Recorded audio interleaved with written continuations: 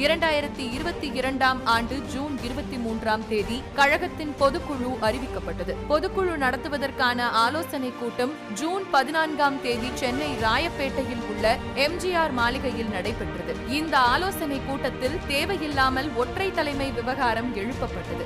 ஏற்கனவே சரியாக திட்டமிட்டு இந்த ஒற்றை தலைமை விவகாரத்தை மாதவரம் மூர்த்தி கிளப்பினார். கூட்டம் தொடங்குவதற்கு முன்பு அலைபேசி வெளியே வாங்கி வைக்கப்பட்டது. அப்போது நமது கழகத்தின் துணை ஒருங்கிணைப்பாளர் JCT பிரபாகர் அவர்கள், இது பொதுக்குழு தீர்மானங்கள் குறித்து விவாதிக்கப்படும் கூட்டமாகும். இதில் ஒற்றை தலைமை விவகாரம் குறித்து விவாதிப்பது தேவையில்லாதது என்று கூறியுள்ளார். ஆனால் எடப்பாடி பழனிசாமி அவர்கள் ஒற்றை தலைமை குறித்து விவாதிக்க அனுமதித்ததால் கூச்சல் குழப்பமாகி அனைவரும் வெளியேறினர். வெளியே வந்து செய்தியாளர்களை சந்தித்த ஜெயக்குமார் ஒற்றை தலைமை குறித்து விவாதிக்கப்பட்டதாக கூறினார். அப்போது இருந்து ஒற்றை தலைமை விவகாரம் சூடு பிடித்தது.